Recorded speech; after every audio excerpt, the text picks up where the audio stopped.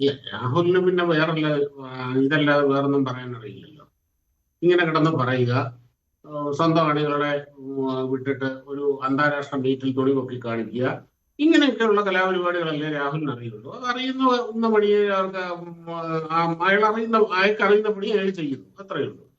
പിന്നെ വേറൊന്ന്, ഈ വ്യാപാരക്കാരെ ഇവരെ ഒപ്പിട്ടിട്ടില്ലല്ലോ മഞ്ജുഷേ. ഇപ്പൊ ഇവരൊക്കെ പറയുന്നത് എന്താണ്? ട്രംപ് പറയുന്നു, അപ്പം മുഷ്ടി ചുരുട്ടി മോദി ഇങ്ങോട്ട് വരണം, നീ പോയി പണി നോക്കടാ, ഞങ്ങൾ അങ്ങനെ ചെയ്യും എന്ന് പറയുന്നു. അപ്പൊ ട്രംപ് കുറച്ചുകൂടെ കൂട്ടി പറയുന്നു, അപ്പൊ വീണ്ടും അതിനെക്കാട്ട് കൂട്ടി പറയുന്നു.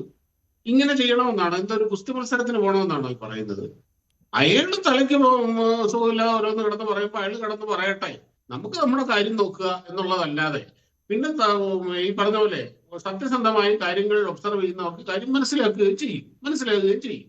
ഇവിടെ ഈ റഷ്യയിലുള്ള ഓയിൽ ഡീലിന്റെ കാര്യത്തില് ഇപ്പൊ ഈ പറഞ്ഞ പോലെ ട്രംപ് പറഞ്ഞു ഉടനെ നിർത്തിയെങ്കിൽ ഇപ്പം കഴിഞ്ഞ മാസത്തെക്കാട്ടിൽ ഈ മാസം കുറഞ്ഞു എന്നുള്ളതല്ല. ഒരു ബാരൽ പോലും വരാൻ പാടില്ലല്ലോ, ഒരു ബാരൽ പോലും. റഷ്യയുമായിട്ടുള്ള ഓയിൽ കരാർ ഓയിൽ സെയിൽ നിങ്ങൾ നോക്കൂ, ഓരോ സമയം കൂടിയും കുറഞ്ഞും സിക്സാഗായിട്ടൊക്കെയാണ് പോകുന്നത്. പിന്നെ വളരെ വ്യക്തമായി സാർ 40% 20% കുറഞ്ഞു. ആയിക്കോട്ടെ, ആ 20% ആകാൻ പാടില്ലല്ലോ, 1% പോലും ആകാൻ പാടില്ലല്ലോ.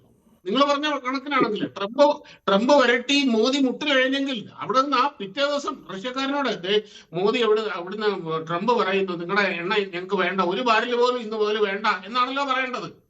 അങ്ങനെയല്ലോ ചെയ്തത് ആണോ? അപ്പൊ അത് വിട്, നിങ്ങൾക്ക് എന്തെങ്കിലും പറയാനുള്ളത് ഉണ്ടെന്ന് കരുതി, അല്ലെങ്കിൽ മോദിയോട് എതിർപ്പുണ്ടെന്ന് കരുതി എന്തും കിടന്ന് വിളിച്ച് പറയണ്ട. ആയിക്കോട്ടെ, നിങ്ങൾക്ക് അതിനുള്ള അവകാശമുണ്ട്. പിറ്റേ ദിവസം നിർത്തല്ലല്ലോ ചെയ്തത്. പിന്നെ ജയശങ്കർ, നമ്മുടെ വിദേശകാര്യമന്ത്രി ജയശങ്കർ അല്ല കൃത്യമായിട്ട് പറഞ്ഞല്ലോ ഈ ചോദ്യത്തിന്.